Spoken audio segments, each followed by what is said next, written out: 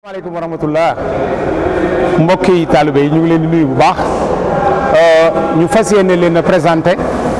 plan bi nga xamné ci lañu téggone exposition bi plan bi nak fukki patch la ak ñent yo xamné benn bu ci nek ab thème la ay waxtaan la ay argument la mais bu ci nek résumé la ci ay documents yu bari yo xamné fond documentaire bi yépp mu ngi ak la commission éducation culture wala la commission communication kon thème bu njëkk bi wàllu jàngale rek lay wax mooy ubbi waxtaan wi réewum xam-xam ku ca ubbee jàngukaay ak tolluwaay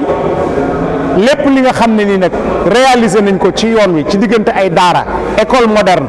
la mu def ak la mu jur moom moo nekk ci tableau bi kon ñu dem ci ñaareelu tableau bi mu dese ñu fukki tableau ak ñett ñaareelu tableau bi dañ leen di présenter gan ñi nga xam ne ñoo fi bëgg a ñëw lan la ñu indi projet la ñu indi boo xam ne dafa jëm ci jëmale semaine de fer bi Diourbel Touba ca kanam yan farata moo ci ne ak itam yan taxawaay moom moo ci war a am xam ngeen ne yoon wi moom taxawoon nañ ci liñ ci war a taxaw waaye nag àdduna day yokku ba tax na leneen lu bees lu gën a xarañ lu gën a matale war na cee mën a am loolu mooy ñaareelu tableau bi kon mu dem ci ñetteelu tableau bi ñetteelu tableau bi nag dafa ànd ak tableau bu njëkk ba ndax bële jàngale la woon ci ay école ak i daara waaye tableau bi moom li muy wane mooy former nit koo xam ne nekkul ci biir réew bi ma nga bitim réew proclamation d'Abidjan bi Serigne Mourtala Mbacké ibnu Khadimu Rasoul yàlla na ko yàlla yaatal te xéewalal ko moo santoon Serigne Cheikh ne ko nang ma defal ab dénkaane boo xam ne julit yi nekk ci biti nekk ci yeneen réew yu dul seeni réew danañ ko gànnaayoo ba réew mënu dem duñ fa jaaxle danañ fa mën a sàkku lu lew te itam danañ fa mën a nekk ci jàmm kon loolu mooy ñetteelu tableau bi ñeenteelu tableau bi moom itam day ànd ak tableau bu njëkk ba ànd ak bi ci topp waaye ñu wax ne Serigne Cheikh bi mu jàngalee nit ñi yar nit ñi génn ci biti dafa tàmbali nag moom xeex ngir Sénégal am développement xam ngeen ne 1947 la Serigne Cheikh jëkk a génn ci ay bind yu wóor ci ñi nga xam ne ni ñoo yoroon Sénégal booba wax nañ ne Serigne Cheikh génn na réew mi 1947 dem na ci capital yi gën a mag ci àdduna ànd ak maître Lamine Gueye gis nga 47 ba 48 Serigne Cheikh ba def na fi lu bari voyagé na fi créé na fi premier consortium bi nga xam ne moo toog yoroon jumaa ji te mu ànd ko ak wajuram Cheikh Mamadou Fadal Mbacké ak wajuram Cheikh Mamadou Bachir moom mu dekkoon secrétaire général ba waaye itam génn na ci bitim réew ànd ak sous région bi lu mel ne Côte d'Ivoire lu mel ne Libéria lu mel ne Congo lu mel ne Tchad lu mel ne Cameroun dëkk yooyu yëpp seeni président dañu daan ñëw di seet si Serigne Cheikh mais dañuy déggoo ak moom soo gisee journal bi 1950 la premier CEDEAO wala UEMOA bi doon taxaw jamono yooyu la taxawoon ndax 15 pays yoo xam ne agriculture rek la ñuy développé ñoom ñoo dajale seen syndicat ñu formé benn association Serigne Cheikh jiite ko te loolu moo leen mayoon doole ñu am économiquement le poids agricole nécessaire dem conquérir le marché américain nga xam ne à partir de 1951 la ñu percé le marché américain le commerce triangulaire dem di jënd foofa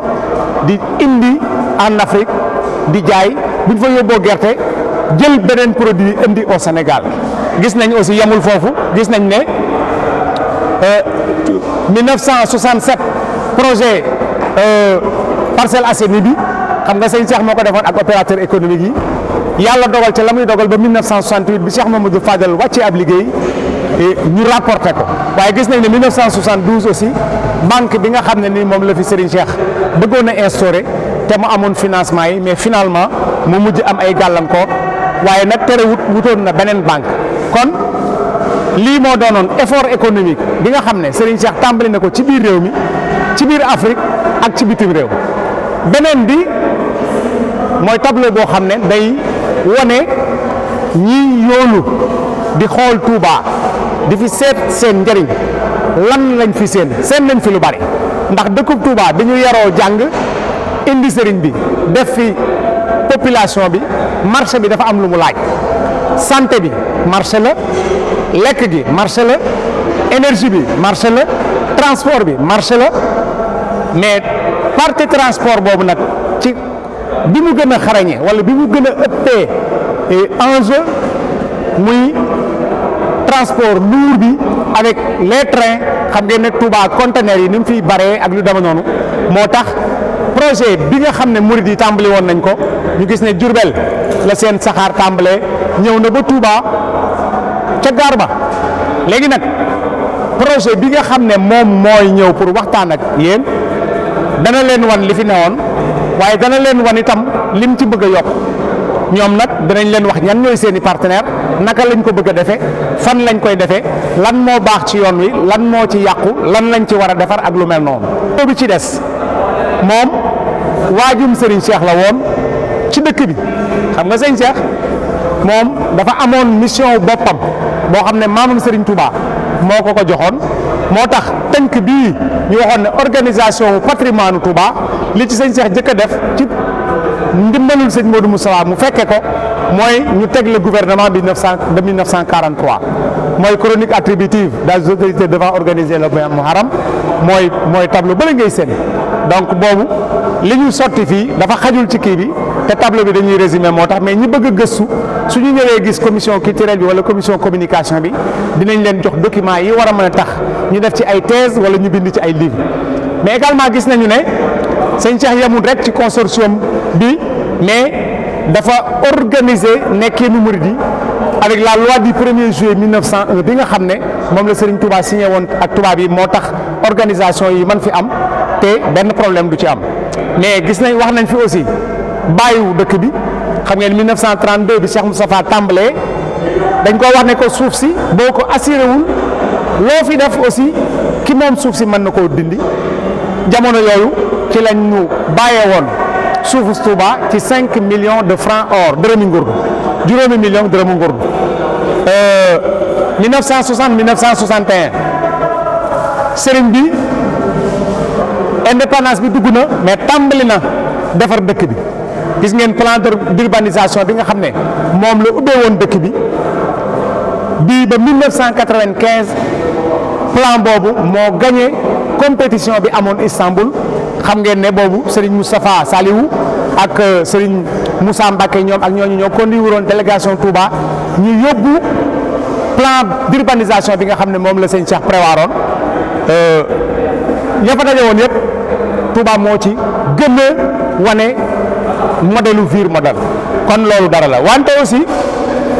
ñu gis ne li sëñ Cheikh préwaroon ne Sénégal Touba dana fi doon dëkk boo xam ne mooy ne ca kanam léegi nag xañ na dañuy wax ne Touba deuxième ville mais li leer ba leer mooy spirituellement c'est la première ville du Sénégal population wane na ko yaatuwaayam wane na ko dimension wane na ko mais également économie dëkk bi sëñ Cheikh dafa waxoon ne bi muy def lii en 1960 dëkk bi dana yaatuwaay boo xam ne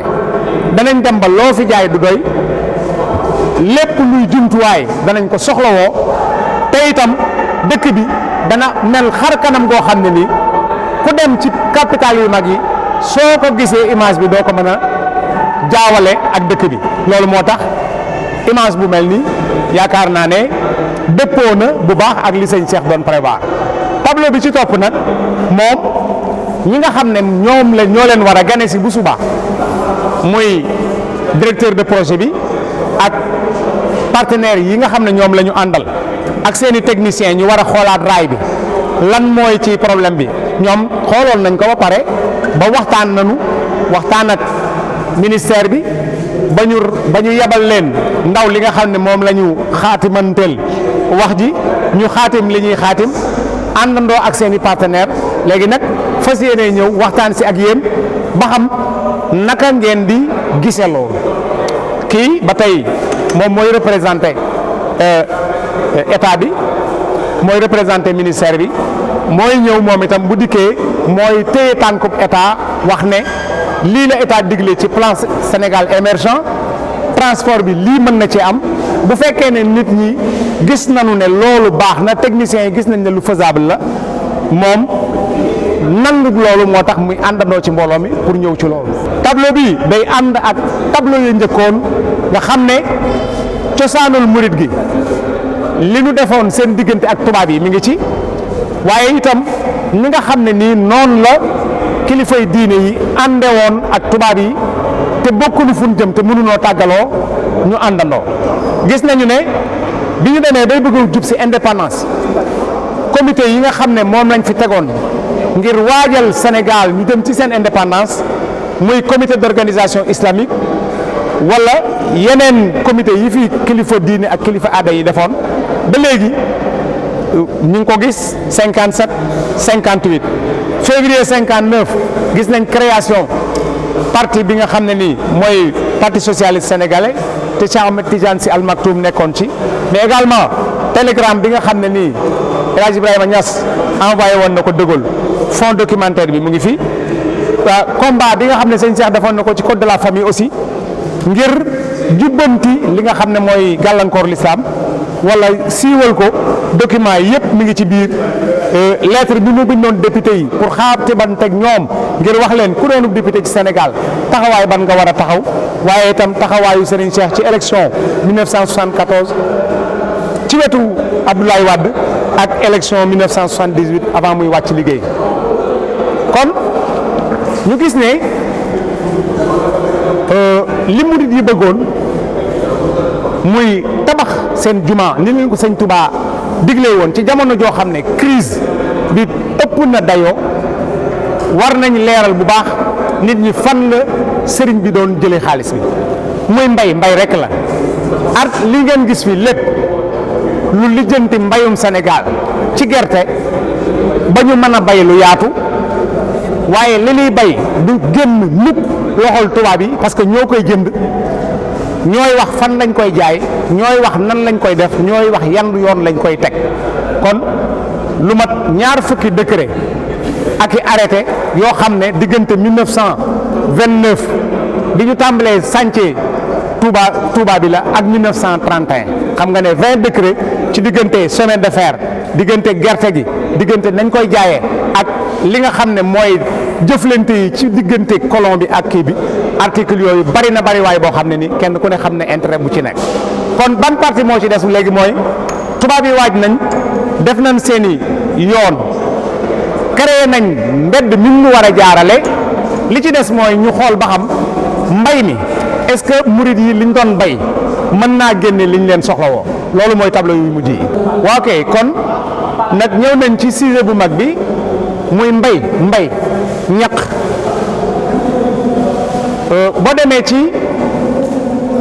exposition coloniale bu 1931 thème ba fa ëppoon doole mooy agriculture république yi yëpp nag dañ ciy tagg gerte ak Sénégal nee nañ dafa riche mais dafa baax mais dafa productif mais marché yu bëri gerte Sénégal googu moom moo ko gagné woon gis nga fii 650 000 hectares moom lañ fiy bay 550 000 tonnes par année moyenne ñu ne gerteeg Sénégal nag ñu koy wax gerteeg Tëngéej dëkk yi ñu koy yóbbu gis nga ñu def ko fii Rufisque lay jaare wala Kaolack ak yeneen port yi nga xam ne nii moom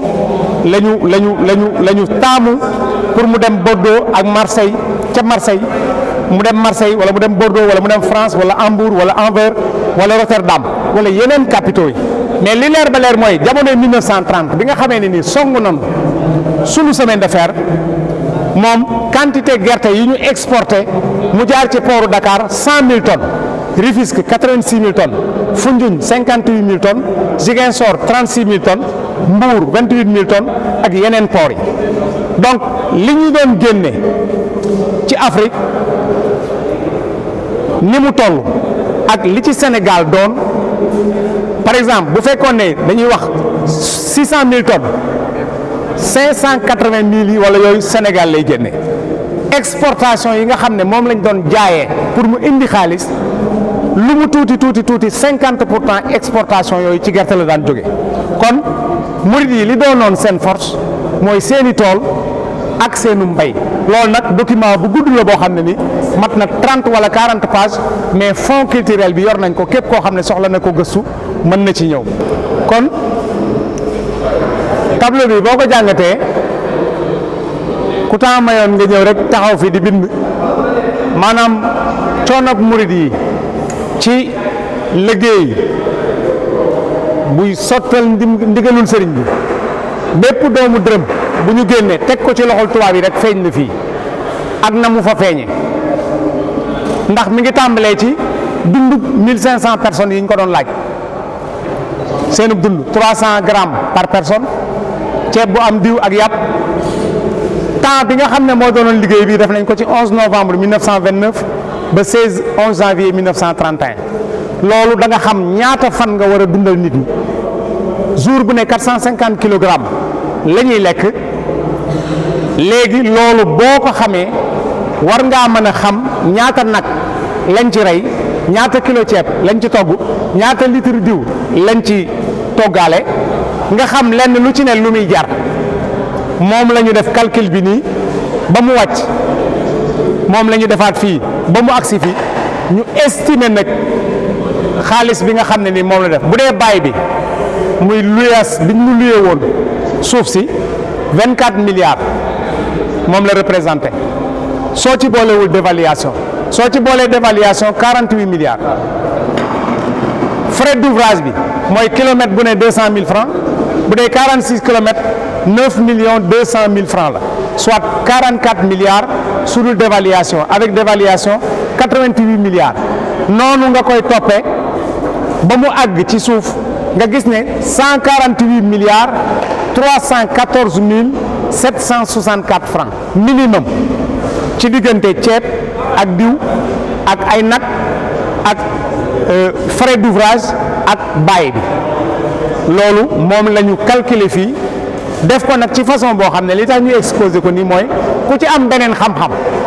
boo xam ne jàpp na ne mën naa dindi lii mu mën a ñëw expliquer parce que ñun niñ ko defee nu leer naññi la base bi aussi yomb na dañoo laaj mag mu fi nekkoon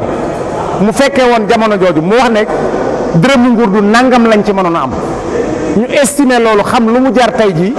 lenn lu ca ne ñu jaay ko ci prix tey xool ca dévaluation bi am ci diggante bi mu génne loolu kon loolu mooy xaalis bi nga xam ne diggante juróomi at yi 1929 30 31 32 148 milliards 314 764 francs génne nañ ko fi financé ko fi minimum maanaam li sëñ Modou Moussa doon maye nag oto yi mu doon maye ak café gi muy jox donga yi ak sukkër si ak loolu boolewuñ ko ci finance bi mu des dernier tableau muy jamono jooju lan moo amoon comme ay oto wala ay demuwaay yoo xam ne moo fi amoon kon gis nga circulation automobile nii la fi demee woon 1919 Afrique occidentale française gépp ñaari téeméeri oto moo fi amoon noonu lañ ko jàppee ba 1930 1755 voitures moo fi am donc lii bu ñu demee danañ ko def tableau par tableau dëkk bu nekk la fa am ci ay camion touristique la fa am ci ay oto yu ndaw la fa am ci ay motocyclette liñ ci jublu woon mooy xam niveau wu vie wu nit ñi naka lay yéege ak naka lay demee bu ñu del si waatee pour résumer ndax liñ doon wax fële ci xaalis fii ngay mën a xamee est-ce que loolu war naa mën a nekk wala déet Sénégal nañ ko jëlee rek par exemple 1926 jamono ji nga xam ne nii 25 jamono ji nga xam ne nii ci lañ doon tabax jumaay Tuubaa ji au départ booba 1 milliard 114 millions 970 mille 591 moom lañ daan def importation exportation bi dañ koy def total bi dañ koy def donc ku bëgg a gëstu da ngay xool 1920 ba 1930 nga xool année bu ne li ñuy importer li ñuy exporter ak total bi ñaata la nga xam valeur bi nga xam ne ni moo fi am et su ko defee defal nañ la 1842 1200 tonnes di gerte moo amoon Sénégal 1870 22 000 1910 227 000 1920 287 000 1924 315 000 1930 508 000 tonnes ci gerte moo fi génn. donc bu ñu la waxee ne diggante 29 30 31 murid yi financé nañ fi 148 milliards du luxus, mais boo xoolee Sénégal li mu génne ci gerte gis ne wax nañ ne plus de 70% wu li ñuy bay murid yi ñoo ko bay parce que ñoo yore woon daara yi nekk ci àll bi ba pare ñoo amoon ndigalul utiliser bay pour mu doon valeur ajoutée boo xam ne mooy indi xaalis. kon ku bëgg daal am information bu leer boo xam ne ni foo dem mën nga ko faa tàllal, mën ngaa ñëw nga puiser ci information yi. lii daal moom lañ leen di wan mooy plan général expo bi. ñi nga xam ne nag dañoo bëgg a def ay thèse wala ñu dem noonu, fonds documentaire yi mu ngi ak commission yi, fu ci gaa yi ñëw rek danañ leen ko leeralal. ñu ngi leen di gërëm bu baax di leen sant.